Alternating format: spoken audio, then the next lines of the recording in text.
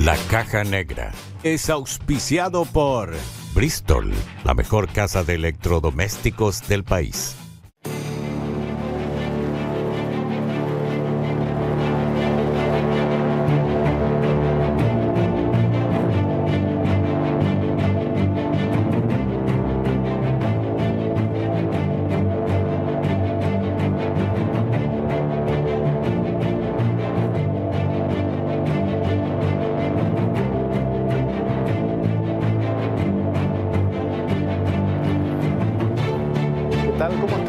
Estamos en vivo, 21 y 3, 11 graditos la temperatura en Asunción.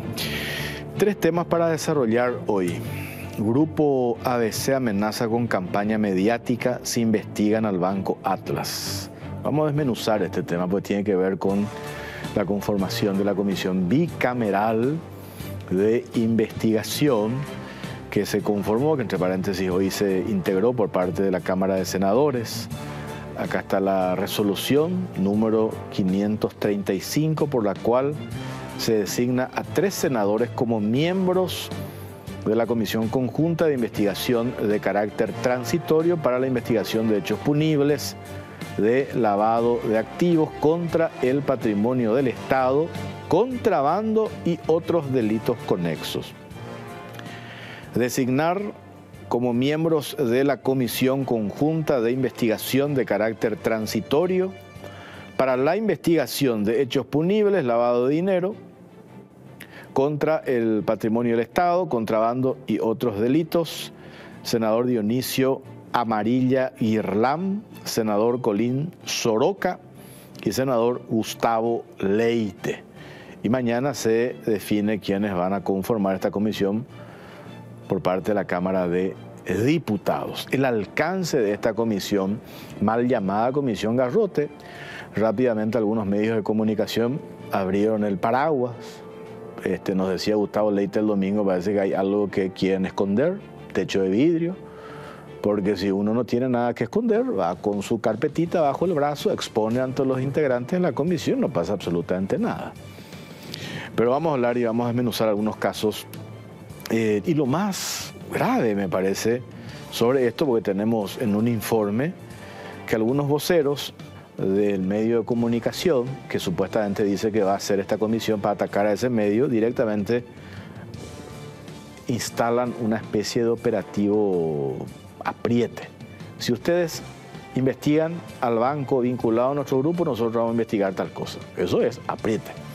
Pero vamos a hablar enseguida sobre ese tema. También tenemos un informe a partir de los datos proporcionados por el trabajo que se hizo en la Contraloría General de la República, también documentos aportados por la Dirección Nacional de Ingresos Tributarios, DENIT. ABDO apuró obras que no tenían financiamiento y su negocio de asfalto floreció. La semana pasada se publicaba 100 millones de dólares ha generado en intereses porque definían adjudicaciones, licitaciones y no tenían presupuesto. Y eso genera intereses de 100 millones de dólares hoy para el Estado paraguayo. La Contraloría expuso irregularidades en deudas del MOPC con empresas contratistas.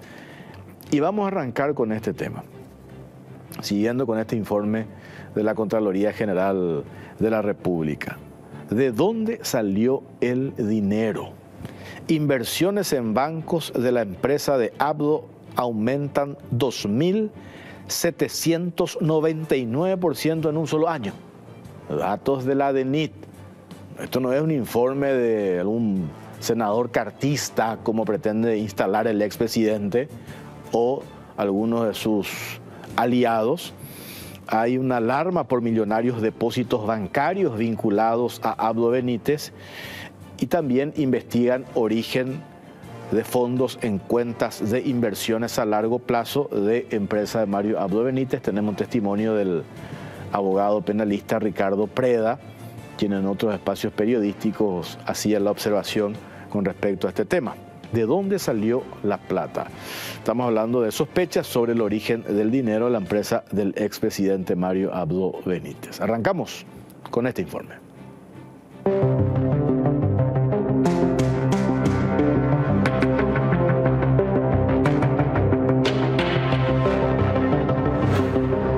empresa de Abdo bajo la lupa por aumento explosivo en inversiones. Fuertes sospechas por lavado de dinero. ¿De dónde salió el dinero?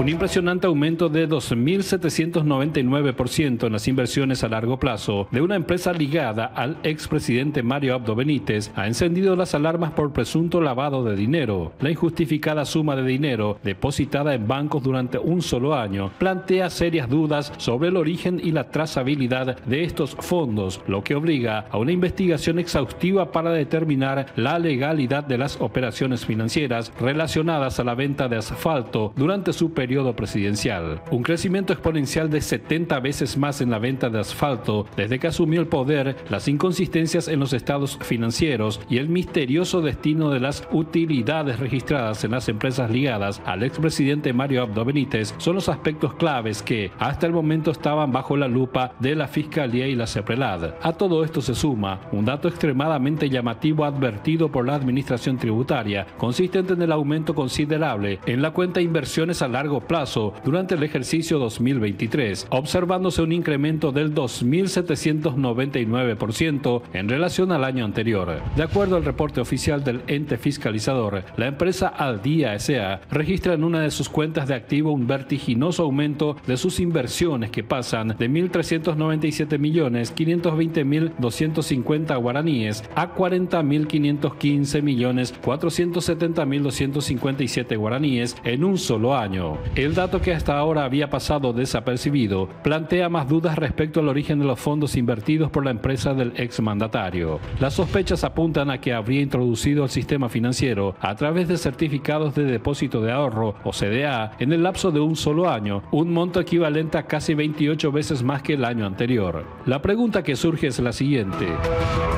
¿de dónde salieron los fondos depositados en esa cuenta de inversiones a largo plazo si casi toda la rentabilidad declarada por la empresa fue a parar a las reservas operativas? Si el dinero que no proviene de las ganancias, ¿de dónde Marito sacó la plata? ¿En qué bancos se depositaron los fondos? ¿Hubo reporte de operación sospechosa por el aumento considerable en la cuenta? Esta es una de las razones que justifica el pedido de intervención de la Secretaría de Prevención del Lavado de Dinero para verificar la trazabilidad y la legalidad de las operaciones ante la duda sobre el origen de los millonarios fondos vinculados a la venta del asfalto. Las reservas. Createc S.A. y Al Día S.A., las empresas donde Mario Abdo Benítez es accionista mayoritario, destinaron casi todos sus ingresos a las reservas operativas. Hasta el momento no se pudo determinar el uso que se le dio a ese dinero, ya que las actas de asambleas no se hallan disponibles. Ambas empresas confirmaron en un espacio reservado que destinaron parte de las utilidades a dicha cuenta por decisión de las asambleas ordinarias respectivas. El reporte de Contraloría revela que más del 90% de las utilidades obtenidas fueron destinadas a esa cuenta. El permanente aumento del volumen destinado a esas reservas, sin evidencia de las disminuciones que corresponden según la legislación tributaria, sugiere la evidencia de que no fueron aplicadas para los fines previstos. Por ello, las posibles irregularidades observadas en el marco del examen de correspondencia requieren para mayor esclarecimiento una fiscalización tributaria a las empresas aludidas y la intervención de la CEPRELAD. La Contraloría advierte que resulta de gran preponderancia establecer con claridad el destino de esos recursos, debido a que podría tener un impacto significativo en el examen de correspondencia del señor Mario Abdo Benítez. Dudas sobre fiscalización a empresas de Abdo. Al Día S.A., una de las empresas en las que Abdo Benítez figura como accionista mayoritario, ya fue fiscalizada por la Dirección Nacional de Ingresos Tributarios. Allí detectaron inconsistencias que, según otro accionista minoritario, Ricardo Morán, consistían en un desfasaje de 100 millones de guaraníes. Oscar Orue, director de Ingresos Tributarios, indicó que todas estas irregularidades fueron subsanadas con el pago correspondiente al ámbito tributario. Sin embargo, aquí surge la duda razonable acerca de las fiscalizaciones aplicadas vinculadas a las empresas del expresidente. Si la empresa Al Día ya fue sometida a una fiscalización, ¿cómo se explica que no se hayan encontrado en ese momento con las dudas acerca del destino aplicado a los fondos de reserva y las inconsistencias en los reportes financieros de los clientes de la empresa que dicen no deberle nada al expresidente? Las consultas hechas por la Contraloría General de la República a la Dirección de Ingresos Tributarios respecto a si el nivel de rentabilidad de las empresas era acorde a sus facturaciones y precios, la Dirección Nacional de Ingresos Tributarios contestó que ese aspecto no es de su competencia y que deberían analizar CEPRELAD o el Ministerio Público.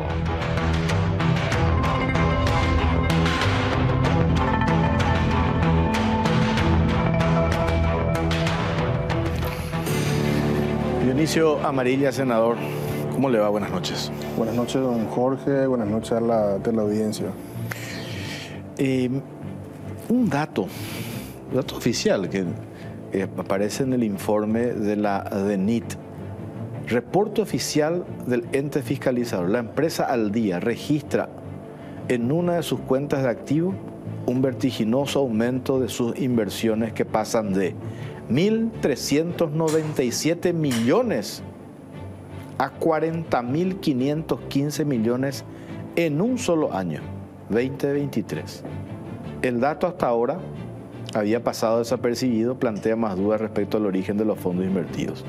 ¿Y qué nos decían? Sí, vamos a pasar lo que nos decía el doctor Ricardo Preda. Si él, en su declaración jurada, afirma que todo mandó a reservas operativas, todas sus utilidades, ¿de dónde salieron estos 40.000 millones de guaraníes para meter en inversión a largo plazo? O lo más, algunos dicen incluso que podría ir en certificado de depósito de ahorro. ¿Cómo se explica esto?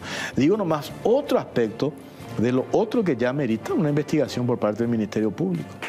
Sí, yo creo que esta situación peculiar nos interpela un poco a revisar tal vez el modelo de análisis de estados contables que de alguna manera realizan las empresas auditoras por imperio de la ley de reordenamiento administrativo, que establece que las empresas que superan un determinado volumen de ventas anual tienen que ser auditadas por consultoras, por profesionales del ámbito. No deja de llamar la atención, ¿verdad? Estas cifras.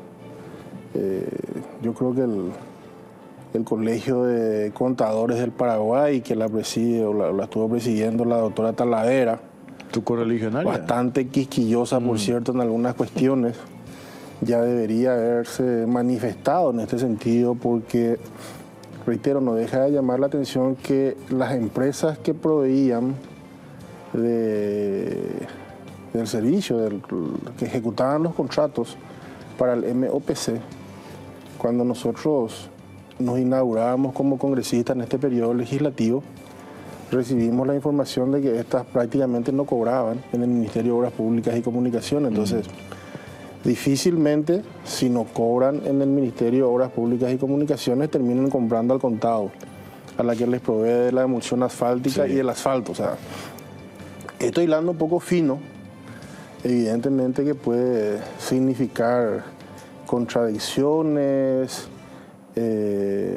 situaciones poco sustentables, y a mi criterio tendría que ser de interés peculiarísimo para la DNIT, la DENIT, por la sencilla razón de que finalmente, si como artificio contable se decidió llevar eso a reservas para no afectar a las utilidades, para no repartir dividendos y a su vez para no otra vez en función a esos dividendos pagar el impuesto a la renta, a las ganancias de los socios y a la renta empresarial de la misma empresa, eso tendría que generar cuanto menos una situación llamativa para ellos, porque al resto de los comunes se les realizan exámenes y cruzamientos de todo tipo de manera tal a que no solamente paguen el impuesto a la renta empresarial, sino para que los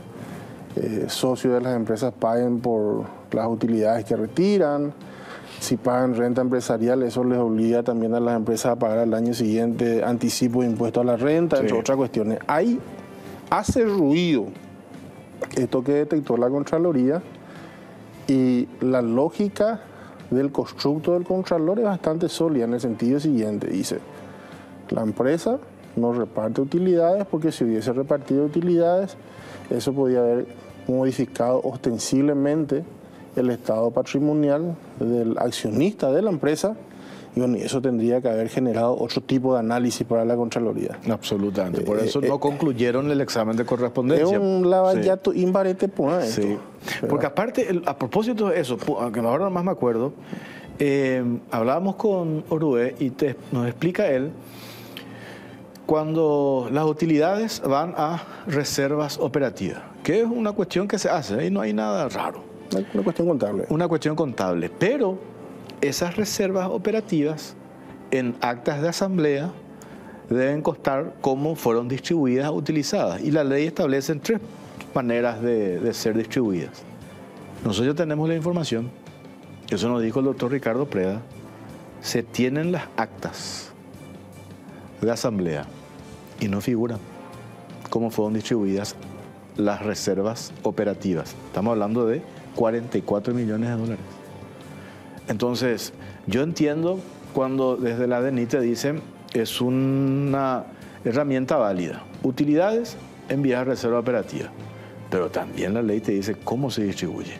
Y hoy ya tenemos el dato de que en asamblea de estas empresas no constan cómo se distribuyeron. Sí, entonces, ¿indicio de qué eso es, senador? Podrían haber sido afectados a mejora de la infraestructura, compra de nueva logística. Pero no constan actas. Y bueno, evidentemente quienes asesoran a este grupo empresarial saben dar la puntada como para no dejar cabos sueltos. Pero tal como manifestara el doctor Preda, creo que eso amerita que la Abogacía del Tesoro, que es la instancia que recibe esas actas, valida la asamblea, valida la lista de beneficiarios finales, y la DENIT revisen, porque pueden hacerlo, si quieren pueden hacerlo, y si hay indicios o de falseamiento de datos, o el extremo, vayamos al extremo que no sería nada halagüeño ni agradable que nada menos que el expresidente esté sospechado de este tipo de cuestiones de lavado. La Fiscalía tiene también los profesionales pertinentes y competentes para profundizar esta Tenemos cuestión. Lo que una partecita nos decía el domingo a la noche el doctor Ricardo Preda. A ver. Debería profundizar esos fondos. Y otro punto que llama muchísimo la atención de lo que leí en el informe es que en el año 2023, el último año del periodo del expresidente Mario Abdo, de 1.300 millones de guaraníes que tenía en inversiones a largo plazo una de sus empresas, creció a 40.000 millones. Es decir, introdujo 39.000 millones y según lo que refiere la DENIT, esto podría ser, por ejemplo, en inversiones en CDA, es decir, en depósito a plazo fijo.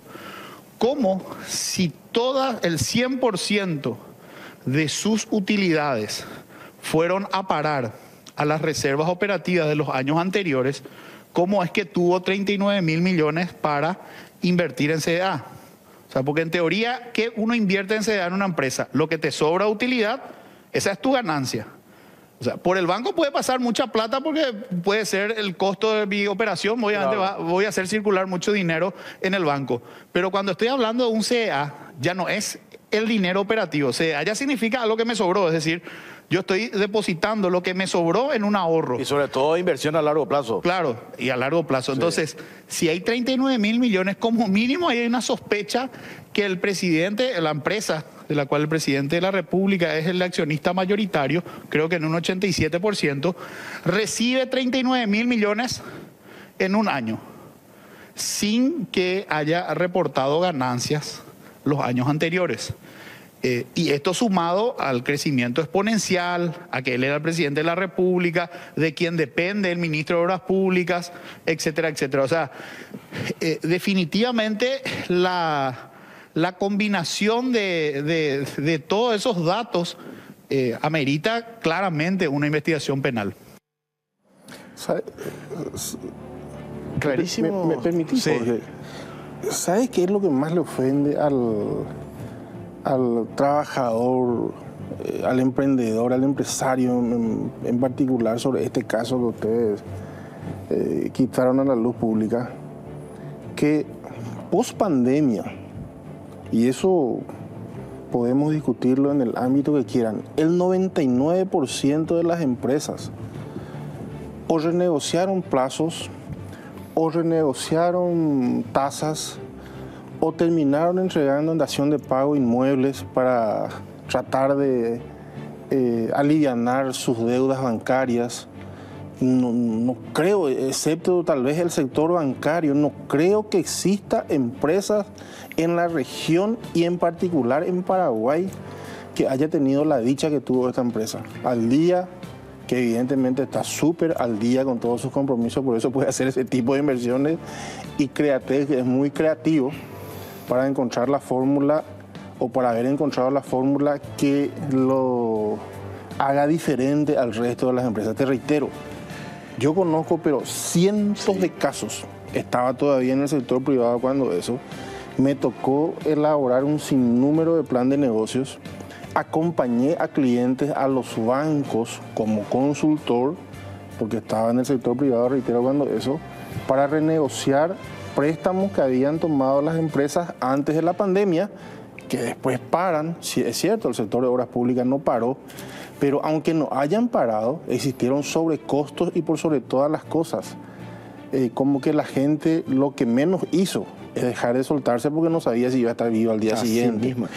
Y sobre genera esto que mucho está ruido. diciendo, senador, por decreto, el único sector que no podía parar era el sector de la construcción. Obras. Tal cual. El único, por decreto, el único sector. Y ahí la prioridad en ese momento era medicamentos, vacunas, que no teníamos. Ni vacunas, ni medicamentos. Pero el presidente facturaba a través de sus empresas. Pero aparecieron un sinnúmero de situaciones no contempladas que, bueno, el propio Ministerio de Obras Públicas y Comunicaciones puede comentarnos cómo las empresas tuvieron que hacer factoraje, descuento de facturas. Esos descuentos de facturas no pudieron ser cancelados por el Ministerio cuando las empresas constructoras, especialmente las vialeras, tomaron esos créditos, pactaron una tasa del menos de 2 dígitos. Al renegociar esas deudas, porque el MOPC no había honrado esos compromisos, esas tasas de interés fueron a más de 1 dígito. Por eso que no entiendo yo cómo, si el sector vialero en particular no estaba recibiendo los desembolsos de manera periódica, ¿cómo hizo esta empresa para vender solamente al contado? A la vuelta de la pausa, vamos a venir ya con el informe. Abdo apuró obras que no tenían financiamiento y su negocio de asfalto floreció. Y el perjuicio, que ahí Preda también, yo compartí, quiero que escuche, senador, habla de que acá ya tenemos un caso puntual de presunto daño patrimonial. Pausa, venimos enseguida.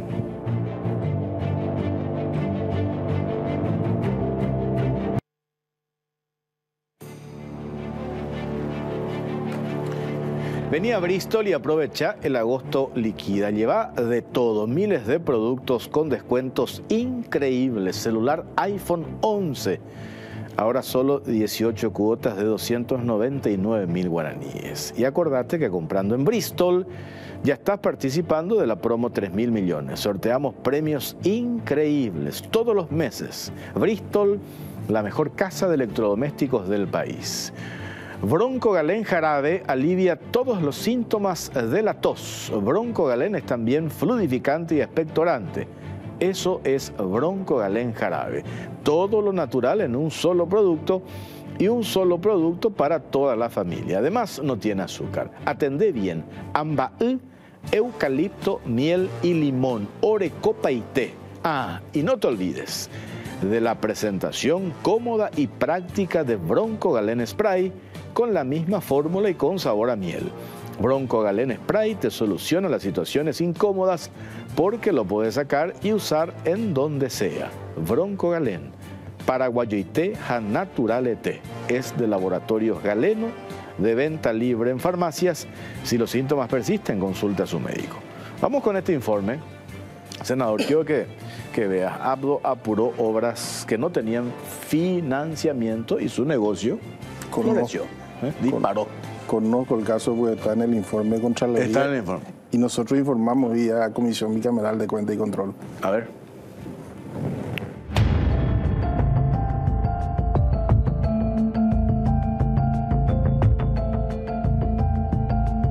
Abdo apuró obras que no tenían financiamiento y su negocio de asfalto floreció.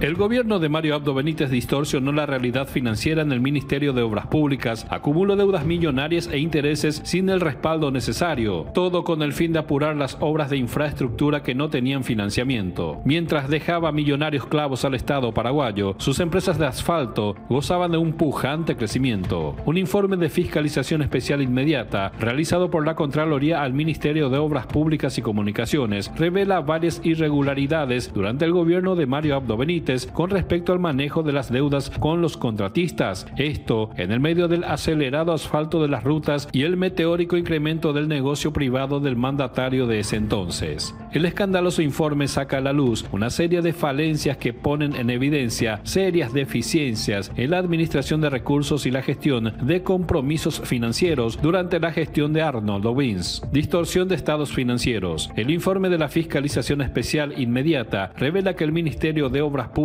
no registró en su pasivo institucional la totalidad de los compromisos financieros con firmas contratistas al 31 de agosto del 2023. Esto representó una omisión de 2.421.347.689.812 guaraníes, aproximadamente $336.298.390, distorsionando la realidad de los estados financieros de la cartera ministerial y dificultando la exposición veraz de la situación contable, económica y patrimonial del ente. Esta práctica encubrió la verdadera magnitud de las obligaciones financieras del ministerio, creando una falsa impresión de solvencia. Pagos no registrados y cesión de derecho de cobro. El Ministerio de Obras Públicas autorizó y pagó la cesión de derechos de cobro por certificados de obras a entidades bancarias sobre deudas no registradas en el pasivo institucional por un monto de 3.220.620.601.126 guaraníes, $460.088.657. Estas cesiones de derechos de cobro fueron aprobadas sin el debido registro contable, lo que desprotegió el patrimonio público y vulneró el principio de legalidad. Cesión otorgada carecía de normativa legal. Estas operaciones se realizaron sin una normativa específica que regulara los casos de financiamiento externo, ya que la mencionada cesión de derechos de cobro se encontraba regulada para pagos de certificados de obras con fuente de financiamiento local. Sin embargo, el Ministerio de Obras Públicas autorizó la cesión de derecho de cobro por certificados de obras con fuente de financiamiento externo, sin haberse emitido una sola norma específica para los casos de fuente externa. El equipo fiscalizador resaltó que se visualiza una total desprotección del patrimonio público por parte del Ministerio de Obras Públicas al autorizar la cesión de derechos de cobro por certificados de obras sin la existencia de un procedimiento preestablecido al respecto, afectando principalmente al principio de legalidad de la administración, según el cual en el derecho administrativo la cuestión debe estar expresamente autorizada como condición ineludible de regularidad y validez. En tal sentido, el órgano superior de control recomendó el inicio de investigaciones para dilucidar el comportamiento de los agentes públicos intervinientes en los procesos, deslindar responsabilidades y en su caso aplicar las sanciones que correspondieren. No hubo procedimientos uniformes. Otro punto cuestionado es que las unidades ejecutoras de proyectos del Ministerio de Obras Públicas utilizaron criterios diferentes para la composición actualización de los saldos de deudas que constituyen los compromisos financieros al 31 de agosto del 2023. Algunas unidades registraron sus saldos de deudas utilizando el programa Excel, evidenciando vulnerabilidad en el manejo de control interno. Otras unidades consideraron la carga de intereses moratorios y montos de ampliación de contrato bajo el mismo concepto, generando discrepancia y falta de uniformidad de los criterios. Pagos por reajustes sin respaldo documental adecuado. Así también durante la anterior administración, el Ministerio de Obras Públicas pagó por facturas que incluían reajustes en los certificados de obras sin considerar la emisión de códigos de contratación para reajuste de precios. Al respecto, las normas estipulan que independientemente a su financiamiento, se deberá tramitar las solicitudes de pago por certificados de obra normal y certificado de reajuste en forma separada, con su correspondiente respaldo documental a los efectos de generar un código de contratación de reajustes de conformidad a la norma vigente que reglamenta el procedimiento de pagos y con el objeto de dar ordenamiento a las erogaciones efectuadas. Intereses moratorios no registrados. Por otro lado, entre 2015 y 2022, el MOPC no registró en su pasivo institucional los compromisos financieros bajo el concepto de intereses moratorios por 1.219.914.031 guaraníes. La falta de registro contable de estos intereses provenientes de certificados de obras ya pagados significa que la información financiera del Ministerio no reflejaba la realidad. Esto no solo distorsionó la situación financiera, sino que también impidió una correcta fiscalización y rendición de cuentas. Ante estas irregularidades, la Contraloría recomendó aplicar medidas correctivas internas e iniciar investigaciones para esclarecer el comportamiento de los agentes públicos involucrados en estos procesos y deslindar responsabilidades aplicando las sanciones correspondientes.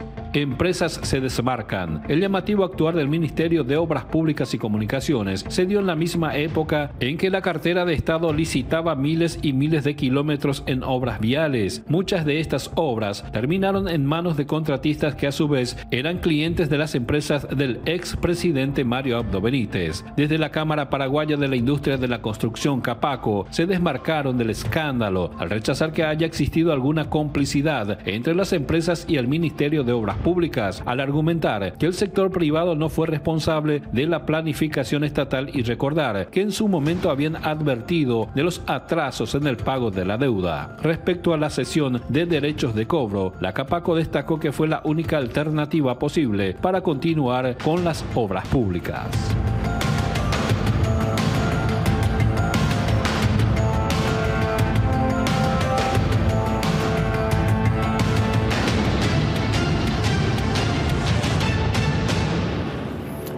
Daño patrimonial como mínimo, en este caso en particular. Es que aquí se confirma lo que acabamos de decir.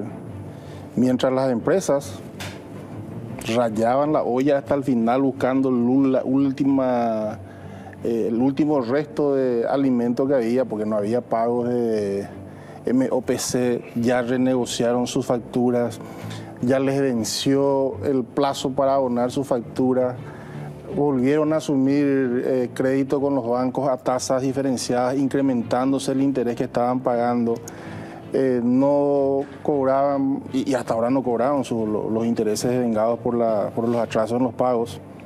La única empresa floreciente era Createx y Al Día. Al Día, ya. O sea, ahí salta la inconsistencia. ¿Cómo es que el resto tuvieron que salir a rayar la olla, a ponerse de cuclillas, de rodillas, inclusive a suplicarle al banco que por favor esperen porque no está habiendo circulante, no había pago de parte de obras públicas, que por favor no les recategoricen, porque eso iba a significar que caigan inclusive otras posibilidades de refinanciación, y esta incrementaba reservas, hacía inversiones a largo plazo, etcétera, etcétera. Y no figura en su declaración jurada. Y encima otra vez lo hacían apelando a artificio monetario. Bueno, eso hasta es posible tolerar porque generalmente los especialistas contables y financieros buscan la manera de lo menos posible terminar tributando, y las empresas con algo de visión reinvierten esa utilidad. Pero lo que nos cuadra es cómo el resto llegó gateando, casi suplicando fórmulas para cerrar el 2023, y había sido una 2 o tal vez 5, pero florecían desde cualquier ángulo que se lo mire. Sí. Al respecto, tenemos lo que nos decía el domingo el doctor Ricardo Preda. La responsable por el patrimonio, los responsables por el patrimonio son el ministro de Obras Públicas y el presidente. Convengamos que ahí los empresarios propiamente no son responsables del patrimonio del Estado, son los que administran los bienes del Estado. En ese caso, el ministro de Obras Públicas y el presidente de la República. O sea, no deja de tener razón cuando dice la Capaco, si a mí me piden las obras, yo las hago. O sea, el que me contrata, cómo paga, eso no es una responsabilidad mía. Pero definitivamente yo puedo hacer lo que yo quiera con mi dinero y me puedo endeudar. Pero cuando yo administro dinero ajeno, como en este caso lo hacen el ministro de Obras Públicas y el presidente de la República, ellos no pueden sobreendeudar al Estado por el solo hecho de querer iniciar obras que paradójicamente van en beneficio de la empresa que le pertenece al presidente. Aunque él no le venda el asfalto al Estado, habría que ver si ese crecimiento exponencial de su empresa tuvo relación, y por supuesto que la va a tener, con el inicio de obras que no contaban con el presupuesto, claro, y que generaron intereses para el Estado. Y después ver definitivamente si, así como creció sus ingresos, también crecieron sus importaciones, etcétera. O sea, yo creo que una investigación penal va a arrojar datos más concretos. Y definitivamente, si ese informe de la Contraloría que dice que 100 millones de dólares se generaron en intereses, o sea, yo creo que eso ya es un punto del cual no se tiene retorno, ¿verdad? O sea, ahí ya hay un perjuicio patrimonial, hay que identificar quiénes son los autores nomás. Tal cual. Clarísimo, ¿verdad? Clarísimo, ¿no? Y, a ver, definitivamente este diseño para generar deuda, no abonar esa deuda, desafectar códigos de contratación, generar nuevos códigos. Tuvo un arquitecto bastante ingenioso, por llamarlo de alguna manera, eufemísticamente. Aquí habría que ponerle un poco la lupa también al ex director de contrataciones públicas, porque no puede ser que haya pasado desapercibido en esa instancia que el ministerio estaba generando nuevos códigos sin ejecutar los códigos anteriores. Y lo hacía al solo efecto de arrancar con las nuevas obras, de generar pagos sobre esos nuevos códigos y de postergar el reconocimiento de las certificaciones de las obras que venían del pasado. O sea, una mezcla de situaciones irregulares que, tal como lo califica el doctor Preda, y es la primera vez que yo honestamente reconozco que se nos pasó esa arista, de que podría configurarse como daño patrimonial esos 100 millones de dólares que se generaron en concepto de intereses, porque esos intereses no hubiesen existido si se ejecutaban de manera normal conforme a crédito presupuestario, claro, institucional. ¿Qué es lo que es el crédito presupuestario? Forzaron a esta situación. Claro, para que la gente nos entienda. El tope hasta donde pueden gastar las instituciones anualmente. ¿Y qué hicieron? En el año 2022 yo ya certifiqué para comprarme esta copa. Pagué una parte y el año siguiente tenía que haber cancelado el valor de la copa. No renové el código para abonar mi deuda y bajo la arquitectura de contrataciones públicas generé un nuevo código para hacerme un celular.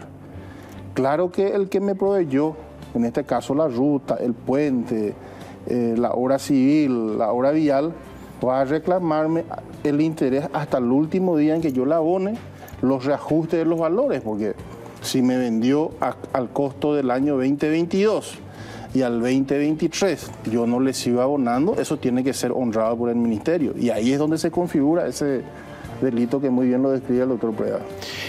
¿Qué espera el Ministerio Público, senador, ante estos hechos?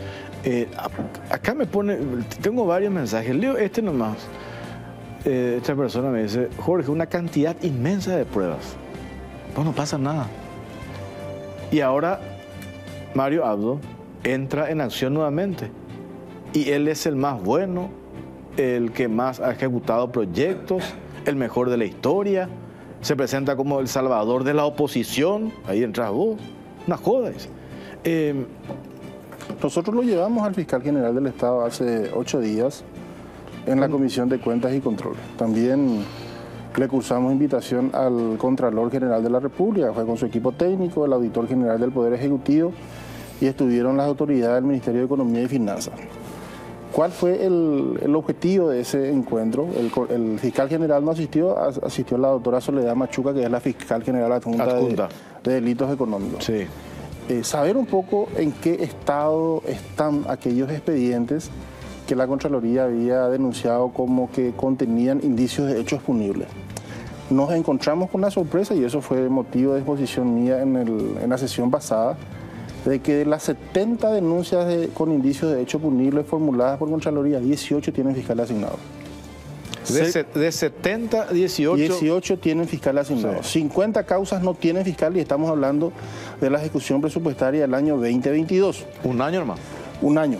Nos decía el Contralor que a criterio de Contraloría existen cerca de 150 denuncias con contenido de indicios de hecho punible que hasta ahora la Fiscalía no ha podido avanzar, algunas inclusive probablemente ya están en etapa de prescripción. O sea, hay que revisar el diseño también institucional. Yo creo que la corrupción es un flagelo que ha golpeado bastante a la sociedad paraguaya, en el sentido de que se le ha privado no solamente de medicamentos, sino que de infraestructura, entiéndase, laboratorios, equipamiento en los hospitales, equipamiento en los establecimientos educativos, más rutas, más desagües pluviales, más planta de tratamiento de agua en los distritos que podían haber sido encaradas del sector público, pero que necesita de un actor preponderante al cual lo conocemos como el representante de la sociedad, que es la Fiscalía, la que tiene que profundizar las investigaciones.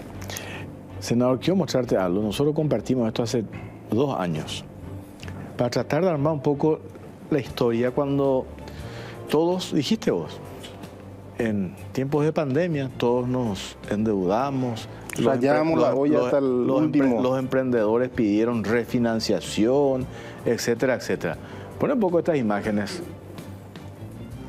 Mira, Avenida Félix Bogado, el que hizo mejora en la Quinta O donde vive hoy Mario Abdo Benítez. ¿Cuándo se hicieron esas mejoras? Cambiaron todo el techo. Con helipuerto. Cambiaron todo. 2020-2021.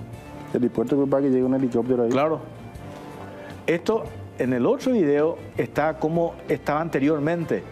Esta casa que está ahí en el medio, en el casco central de la Quinta Bo, donde hoy vive Mario Abdo Benítez.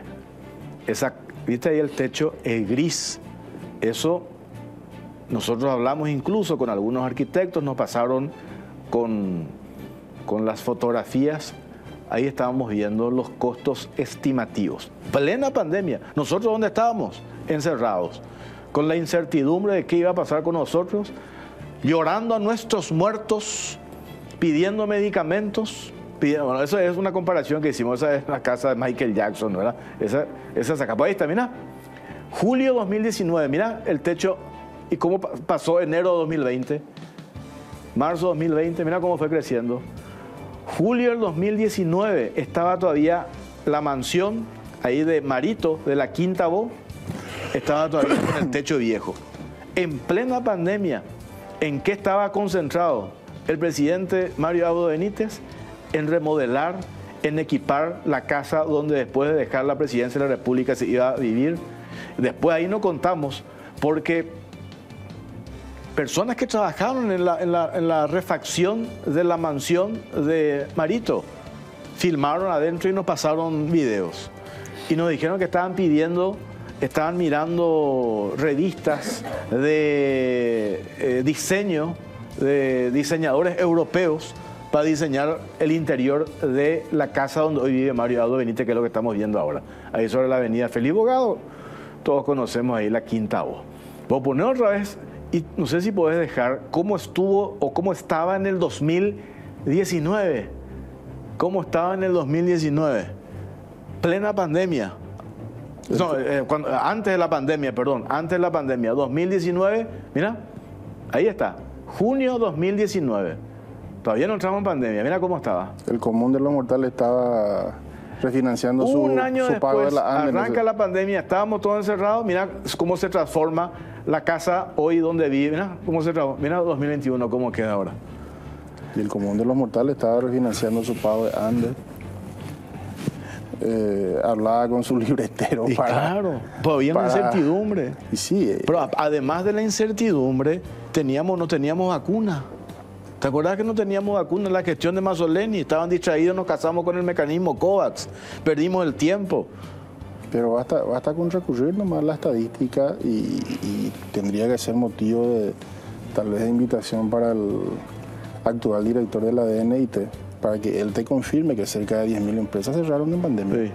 Cerca de 10.000 empresas unipersonales con RUC formalmente habilitadas por la DNIT terminaron cerrando. Esto nomás es la evidencia, digo. Y los defensores maritos, no, ¿qué es lo que tanto se quejan? El techo nomás cambió. Mentira.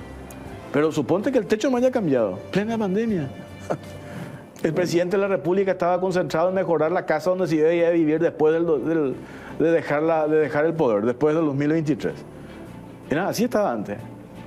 Cuando él estaba en el poder.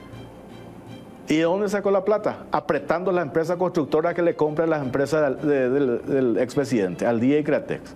No lo digo yo, está en el informe de la Contraloría. Y esto que aparece acá, no tenían presupuesto, endeudaron al Ministerio de Obras Públicas y Comunicaciones con el guiño de BIMS, ex ministro de Obras Públicas, y están los números, crecimiento exponencial.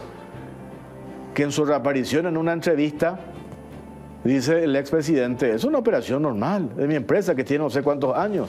Claro, pero el promedio de facturación de su empresa era 5.000 millones al año. Saltó a 329.000 millones en 5 años. Justo cuando él estuvo como presidente de la República. ¿Y cuál es el testimonio de otras empresas que se dedicaban a este rubro de asfalto? Dicen, nosotros no podíamos vender. Urgente, Roberto y González, decano de Economía, hay que llevarlo como profesor de empresas. El marito. ¿Verdad? Sí. Creación de emprendimiento, empresas y administración de emprendimientos futuristas. Y después ahora aparece Abdo como si nada. Por eso digo lo que vos mencionaste también, senador. La impunidad. Esto puede quedar impune. Sí, aparece hoy como el gran dando cátedra. Santi Peña lo que tiene que hacer es tal cosa. La oposición hoy está esto, está lo otro. Decir, para un poco. Responde sobre esto.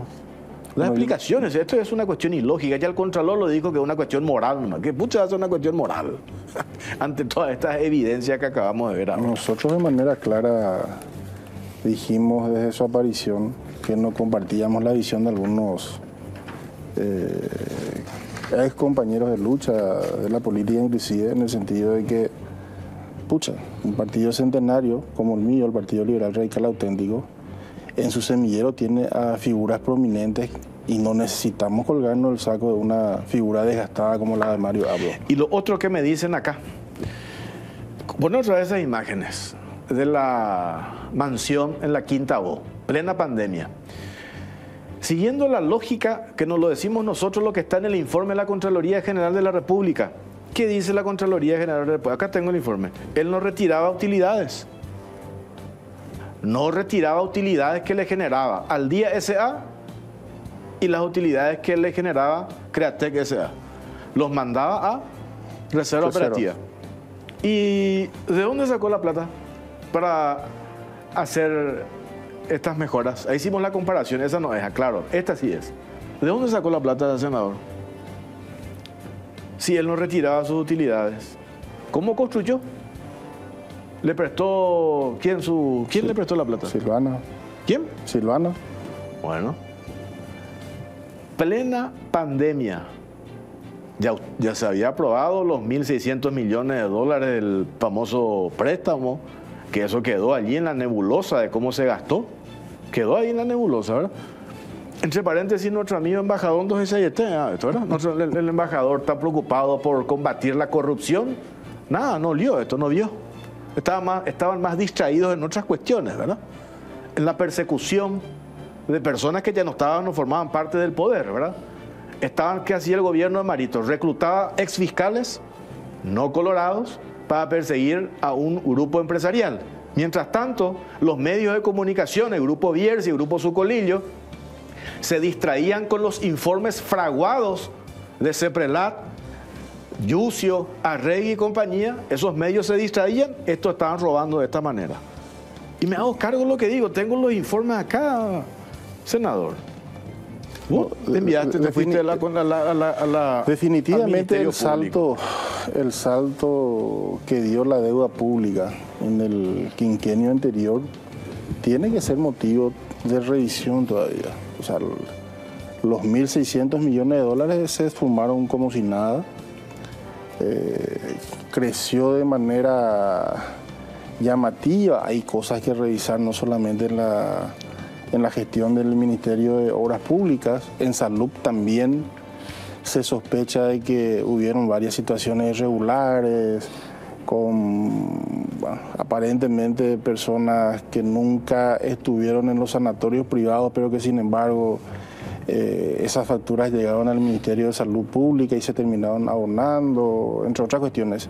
O sea, yo creo que le haría muy bien al gobierno del Ejecutivo actual encargarle al auditor del Poder Ejecutivo articular acciones con la Contraloría General de la República. Y nosotros también, desde la Comisión de Cuentas y Control, podemos colaborar porque de a poco también la gente empieza a hablar, como que han confirmado que la intención de hacer bien las cosas es se ha dejado el escenario solamente de intención y con hechos se está demostrando de que aquello que parecía una sospecha hoy tiene elementos que pueden sostener no solamente esos indicios, sino confirmar la configuración de hechos punibles. Auditoría General del Poder Ejecutivo, nosotros le buscamos. El auditor, creo que si no me equivoco, es Alberto Cabrera. Sí, así es.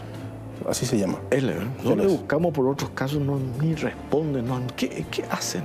Yo digo, ante esta evidencia, ¿verdad? Ante estos hechos. Nosotros lo sentamos con el Contralor hace unos días. No, el Contralor sí. Después de mucho tiempo se sacudió y le sugerimos justamente al Auditor General del Poder Ejecutivo que articule acciones con el Contralor y también con la Fiscalía, porque finalmente el Ejecutivo y el Congreso tienen un sinnúmero de gestiones de aprobar leyes, hacer este tipo de trabajos, pero ellos son especialistas, son competentes, tienen equipos técnicos y a la luz de estas situaciones que van surgiendo día tras día, bueno, creo que él puede pasarle la mano y de manera trascendente al Ejecutivo para profundizar este tipo de investigaciones. Tengo que hacer una pausa. Vos saliste sorteado hoy porque después vamos a ver la comisión bicameral de investigación lavado de dinero. Avancemos. Tenés 30 minutos más, pues tenemos un informe que yo desarrollar acá. ¿Tenés todavía? Tengo, sin problema. Hacemos una pausa, ya venimos.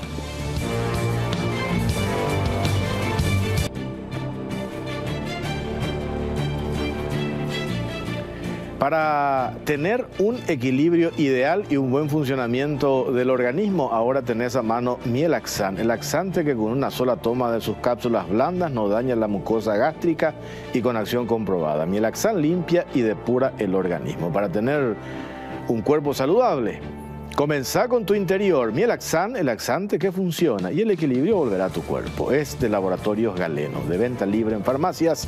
Si los síntomas persisten, consulte a su médico. Viajar no siempre es placentero. El movimiento de los medios de transporte pueden generar mareos, náuseas y otros malestares. Viajar sin complicaciones sí es posible con Nausecin, sin náuseas ni mareos. Un comprimido de Nausecin y olvídate de las molestias. No te quedes, Nausecin te acompaña en cada viaje que hagas. Nausecin, sin náuseas ni mareos. Y también aprovecho y agradezco a Gilardini por el traje que tengo. Mi corbata está bien inclinada acá. ¿Sí? Se queda bien la serie. Sí, ahí está.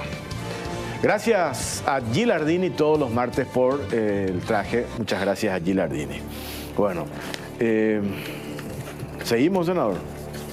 Tendrá que paciencia, ya pura lento. Ya tengo permiso. Ya tengo permiso. ¿Verdad que? Bueno, esta comisión bicameral de investigación, lavado de dinero, delitos conexos, tiene algunas particularidades. De entrada vamos a compartir este informe. El domingo a la noche me decía Gustavo Leite, tu colega, si no tenés nada que esconder, ¿por qué abrir el paraguas? ¿Qué tiene que ver? ¿Por qué comisión Garrote? Si todavía no se definió cuál va a ser la línea de investigación. Y suponte que en esa línea de investigación, que hay un montón de cosas, contrabando, el tema de las organizaciones no gubernamentales, tráfico de armas. Pero si metes allí Banco Atlas, yo no sabía que no se le puede investigar a ese banco. Conmebol. Porque aparte, el tema del Banco Atlas es una cuestión de la Conmebol. El tema Cabeza Branca es una investigación de la Fiscalía. Y ahora saltan otras cuestiones, el tema fideicomiso, de IPS, tal cual. Entre paréntesis, que es un tema grave. Le dejaron sin hospital a los enfermos oncológicos del IPS. Habíamos denunciado nosotros eso. La Contraloría hizo constar en su informe del año 2022 de ese crédito, o sea, de esa línea concedida por el IPS justamente para... 828 mil millones de guaraníes. Sí, casi 900 mil millones de guaraníes. La plata no está y los hospitales tampoco. Bueno, son cosas que pueden formar parte de la investigación. Ya está, tiene nuestro coronel fiscal y ahora en 20 días sale una auditoría nueva del IPS. Nosotros el martes pasado compartimos un informe preliminar de esa auditoría. ¿Aparecen qué cosas? Obras fantasmas. Certificaciones fantasmas. Están en los papeles, pero se fueron a hacer la verificación in situ y ahora no están. Bueno, veamos este informe. A la vuelta seguimos hablando con el senador Dionisio Amarilla.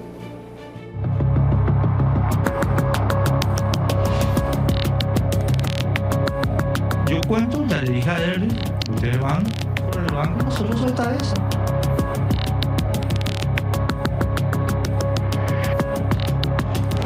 Grupo ABC amenaza con campaña mediática si investigan al Banco Atlas.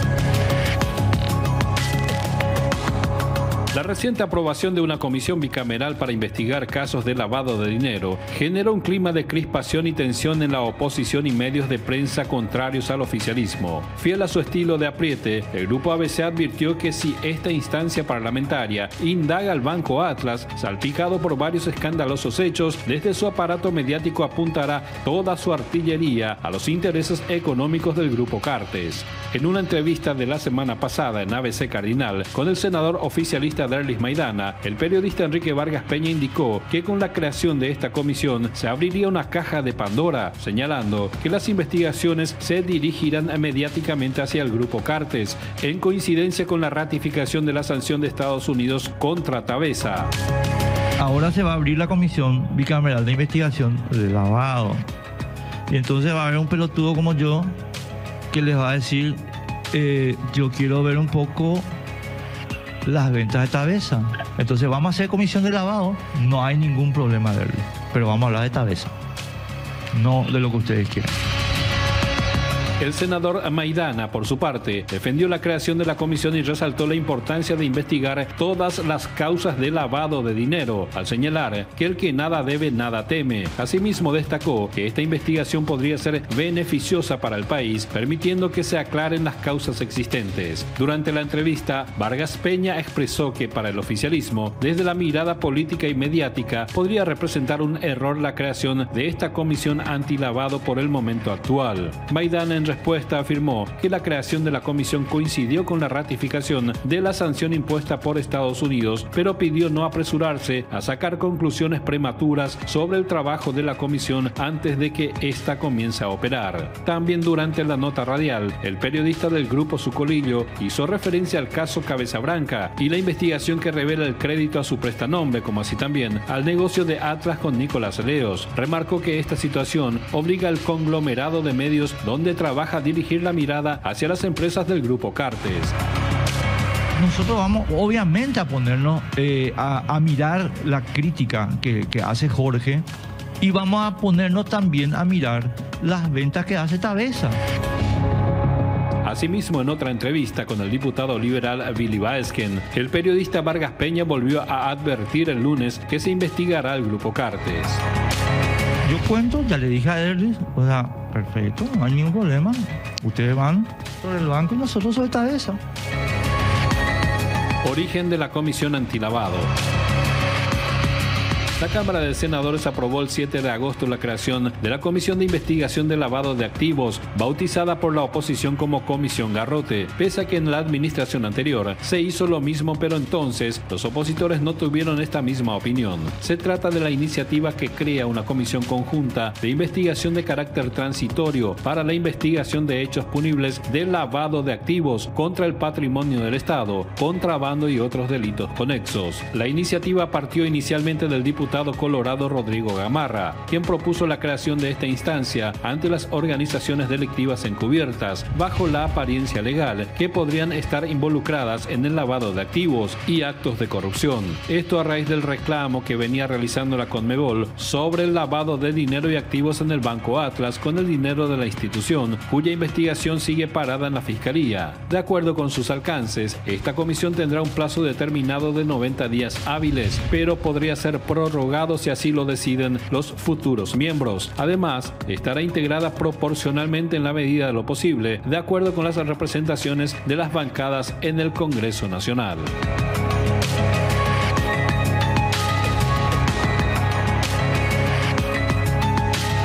Yo cuento, ya le dije a Derby, ustedes van, nosotros soltar eso.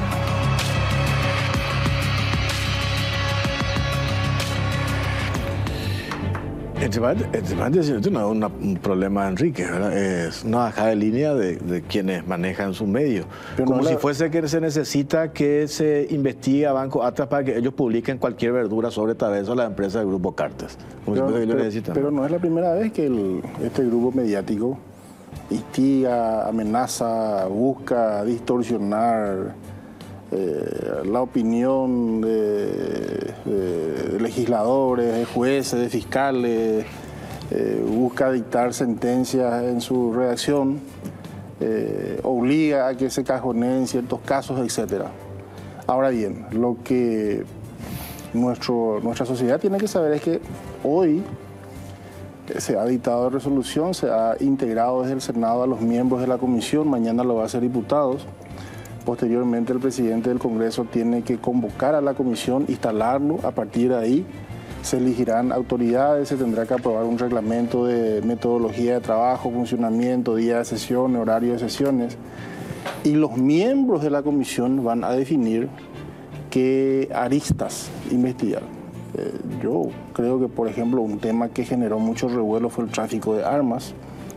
En ese sentido, sugeriré a la comisión que nos permitan analizar esa arista.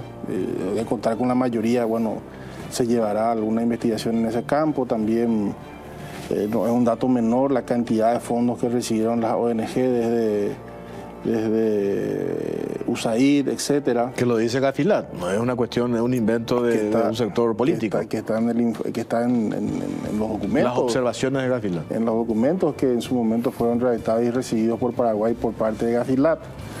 Claro está que un medio de comunicación influyente, ¿verdad?, como el diario ABC Color, tendría que haber sido el más interesado en que salten a la luz pública, que se haga pública la información sobre casos llamativos como el que pudo haber afectado a su propio banco, ¿verdad? Al respecto, quiero más compartirte 3 casos puntuales. Tener las placas.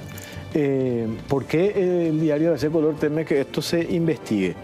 Caso Cabeza Branca, Atlas implicado en el esquema mafioso. Lo dijo, o esto forma parte de una... No es una investigación, como dice mi querido amigo Enrique, de acá de la caja negra. Esto surge a partir de una investigación que hizo Lorena de Ledesma 5 años. Y en ese mismo medio, senador, Lorena Ledesma le hace una entrevista y dice: el mayor caso de lavado de dinero en Paraguay, el caso Cabeza Branca. Que él montó un esquema, no vendía la droga en Paraguay, vendía en Brasil, pero toda la plata que le generaba eso, él lo lavaba en Paraguay, con la complicidad de algunas entidades financieras, entre ellas el Banco Atlas. ¿Y por qué mencionamos el Banco Atlas? Porque está en la investigación de la Fiscalía, el famoso préstamo al tractorista. Así es. De casi 6 millones de dólares. Y pone la placa. Repaso rápidamente esto. Banco Atlas, la familia Sucolillo, se encuentra en la mira de sus sospechosas operaciones con el prestanombre del poderoso mafioso Luis Carlos da Rocha, alias Cabeza Branca, el conocido como el varón de la droga, inyectó dinero sucio en el país y habría utilizado el sistema financiero para ese fin. Atlas formó parte del esquema y evitó realizar las debidas diligencias antes de otorgar un millonario préstamo. ¿A quién? Gilberto Suárez, El tractorista. tractorista del narco que actualmente está imputado por lavado de dinero. En el 2015 el Banco Atlas le otorgó una línea de crédito de 6,5 millones de dólares, hipotecando la estancia Cielo Azul, estancia evaluada hoy en 30 millones de dólares. Que el Banco Atlas quiere quedarse entre paréntesis, que en diciembre del año pasado, Día de los Inocentes, le convocaron a un juez para hacer un remate. Se le pilló nomás gracias a Senadico y se paró eso, la cual posteriormente pasó en manos de la Senadico. Sin embargo, el banco reclamó a la justicia el remate del inmueble para recuperar así el dinero otorgado al prestanombre del narcotraficante brasileño. ¿Esto es un invento nuestro? No. ¿Hay hechos objetivos al respecto? Claro que hay hechos objetivos. Hizo el banco la debida diligencia. Le prestaron a este Gilberto Suárez, le pone como garantía a su esposa. Su esposa no tiene un auto a su nombre. Insolvente.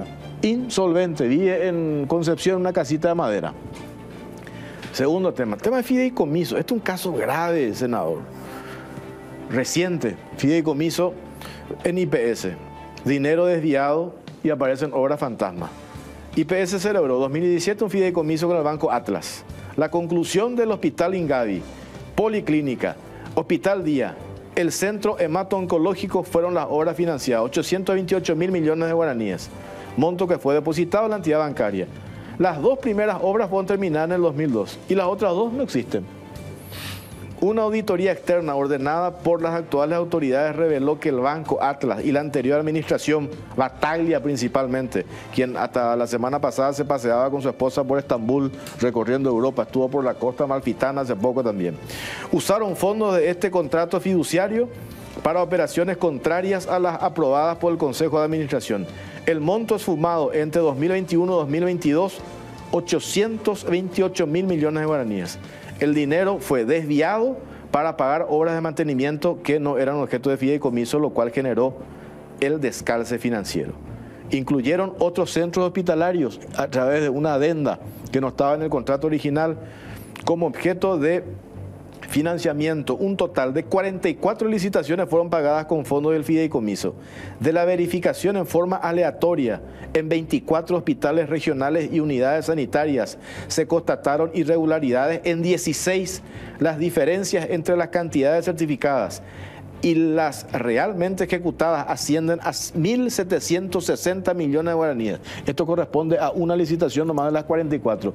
Y ya encontraron una diferencia de 1.760 millones de guaraníes. En todos los casos el IPS desembolsó el dinero y las empresas adjudicadas entregaron sus facturas por los supuestos trabajos ejecutados, que en realidad hicieron la verificación in situ y esos trabajos no están. Lo dijo el martes pasado acá la directora de auditoría interna del Instituto de Previsión Social, que tampoco es un invento nuestro, está en el informe de auditoría del IPS que fue remitido a la Fiscalía. Caso Conmebol. Es muy largo este. Caso Conmebol. El caso Conmebol, Leo renunció en abril de 2013 a sus cargos de Conmebol y FIFA, luego de escándalos y sospechas sobre sobornos, inclusive ante la posible apertura de una investigación por parte de la FIFA. En el año 2015 toma estado público la persecución penal por parte de Estados Unidos, que incluía el blanqueo de dinero. Leo estaba sindicado como responsable del desvío de unos 200 millones de dólares a la Conmebol. La Conmebol ya recuperó 130 millones de dólares de administración de Alejandro Domínguez. 130 millones de dólares, números más, números menos. El Banco Atlas negoció 2 contratos de fideicomiso con Nicolás Leo. Ambos fueron celebrados 11 de febrero de 2016, apenas un mes y 4 días después del allanamiento de la Conmebol en el marco del difundido escándalo FIFA Gate y la prisión domiciliaria dictada contra Leos. El Banco Atlas hizo caso omiso a las señales de alerta sobre Leos, pedido de extradición y proceso penal abierto en su contra, y autorizó fideicomisos por más de 40 mil millones de guaraníes. Ahí puedo pararte. Sí. Cuando que en realidad hasta recortes de diario toman para cancelarle una cuenta a cualquier común, a cualquier mortal. Prensa negativa. Si cayese en desgracia alguien por un rumor, por una publicación en MBWP, Jorge Torres dice que tiene una propiedad, el banco le llama, le cierra la cuenta y le dice, venga, traiga su chequera, lleve su dinero, cancele su tarjeta de crédito. No se dio ese tratamiento. Debida diligencia de vuelta. La misma historia. Debida diligencia no se hizo. Y no tiene nada que ver acá pedido de extradición de Estados Unidos, como dicen. Acá hay una cuestión interna que el banco no hizo la debida diligencia. Nunca le preguntó a Leo, eso lo dice Claudio Lovera, el abogado de la Conmebol. Nunca le preguntaron a Leo, che, ¿dónde vos sacaste en 4 meses 5 millones de dólares en efectivo si iba depositado al banco? Emitieron un reporte de operación sospechosa, ni uno solo. Recién emitieron un reporte de operación sospechosa cuando salta el escándalo de FIFA Gate, por prensa negativa. Dice, las operaciones autorizadas por Atlas permitían el blindaje del dinero de Leos, convirtiéndose el fondo en un patrimonio autónomo, exceptuado de posibles embargos y administrado por el banco a favor de Leos y sus hijas con la finalidad expresamente pactada de cubrir gastos de salud y de procesos judiciales. El 4 de febrero del 2021, el representante de la Conmebol presentó una denuncia penal por el presunto hecho punible de lavado de dinero en contra de los directivos del banco Atlas. La base de la denuncia fue la auditoría forense realizada por Conmebol y apuntaban a los contratos de fideicomiso celebrados entre Atlas y Leos por valor de 6 millones de dólares. Pese a que sobre el ex dirigente deportivo ya pesaba una orden de captura internacional de la justicia norteamericana y otras cuestiones. El banco Atlas no aplicó el procedimiento de debida diligencia estipulado en la ley número 6.497 que proviene del lavado de dinero y obliga a los bancos a identificar al cliente, elaborar el perfil del mismo que permita determinar si es un cliente de alto o de riesgo alto, verificar la licitud de sus fondos y monitorear sus transacciones. Y una auditoría privada ordenada por Conmebol sobre las operaciones comerciales entre Atlas y Leos reveló que no consta la emisión, lo que te decía recién, senador, por parte del banco de un reporte de operación sospechosa sobre los fideicomisos. El banco autorizó las operaciones de fideicomiso con documentos y recibos fraguados y sin aval suficiente. Documentos sí que hemos mostrado acá en la caja negra demuestran que el banco autorizó las operaciones con documentos presuntamente apócrifos. Fabricaban ingresos. Sí, pusieron de que supuestamente uno de los ingresos de Nicolás Leos era por que supuestamente le designaron presidente honorario y por el cual cobraba un monto determinado, $10.000 por mes. Y ahí es donde ellos entran en una contradicción. Dicen, él empezó a cobrar en marzo del 2013 y como si él todavía era presidente de la Conmebol ya va a cobrar por presidente honorario. Entre otras cuestiones que saltan, ¿verdad? Que según el abogado Claudio Lovera, lo más probable es que fraguaron esa documentación para poder justificar los ingresos de Leo, porque nunca le preguntaron, che, ¿de dónde vos traes la plata? El banco Atlas negó información a la justicia norteamericana sobre las operaciones comerciales de Leos, alegando secreto bancario. La Fiscalía de Nueva York, en el marco de la causa FIFA Gate, no pudo acceder a la información relevante sobre estas operaciones, ya que la empresa de los Sucolillos nunca respondió al requerimiento de la justicia. Incluso acá se negaron a compartir información con la Fiscalía de acá. Y te acordás que hace 2 años allanaron la Superintendencia de Bancos para obtener información de la Fiscalía, entre otras cuestiones.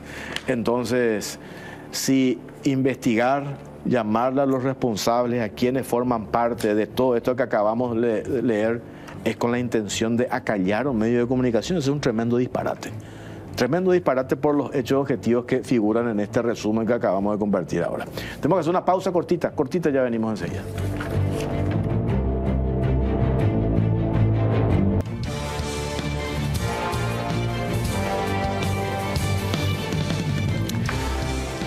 ¿Qué trabajo tienen en esta comisión, senador? Bueno, nosotros queremos garantizar, yo creo poder hablar por los compañeros, por los colegas, queremos garantizarle a la sociedad de que nuestro trabajo va a ser objetivo. No nos interesa en absoluto encubrir a nadie y tampoco perjudicar a nadie, ¿verdad? La responsabilidad que tenemos de hacer funcionar esta comisión como hicimos funcionar la Comisión Bicameral de Cuentas y Control nos lleva a la posibilidad de hacer conocer situaciones harto irregulares que nuestra sociedad exige que se expliquen por qué se dieron, quiénes fueron cómplices, quiénes fueron encubridores. y que finalmente se castiguen a los responsables, porque te reitero, si algo hemos pagado muy caro en Paraguay es la impunidad, el ser indiferentes ante situaciones tan graves como la que aparentemente se dieron. Y bueno, vamos a hacer todo lo que tengamos que hacer y vamos a presentar el informe tal cual los documentos avalen se fueron dando esos casos. Más allá de estas campañas que vos sabés que ya arrancó, la Comisión Garrote, Anti-ABC, integrado por 3 senadores cartistas, que van a decir nomás luego, entre paréntesis, le invitaron a tus colegas de la oposición y dijeron, nosotros no queremos formar parte de la comisión. Mire, yo mucho no le hago caso a quienes propalan esa situación, porque, escucha,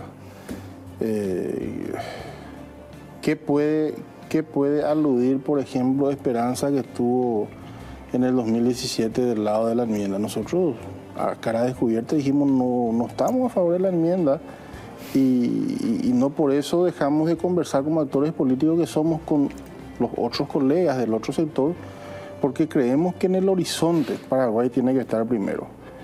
Y cuando las tapas de diario nos adjetivan como cartistas, no les recordamos a ellos que ellos sí hasta publicaron en esas páginas intermedias que allá por el 2016 leía hace unos días y compartía con un amigo, cuando a veces decía, los que no tienen forma de hacer política en Paraguay se pasan criticando a Horacio Cartes. O sea, la coherencia de nuestra parte siempre fue de la misma forma en que la sostenemos ahora.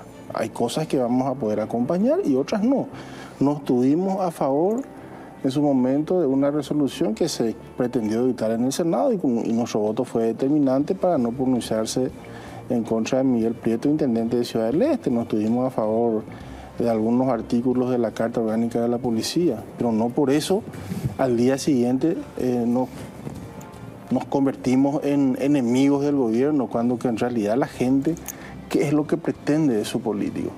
Que analicen entre todos los sectores los problemas que tiene el Paraguay y busquen la solución. En este caso, esta comisión tiene una altísima responsabilidad, hará lo que corresponda, se reunirá a puertas abiertas. Y convocará a quien tenga que convocar. Y convocará a quienes tenga que convocar y analizará las documentaciones que llegan a su poder también, de manera tal a descartar aquellas que no tengan sustento, pero por sobre todas las cosas, a consolidar las otras que generaron perjuicios enormes a la institucionalidad en la República.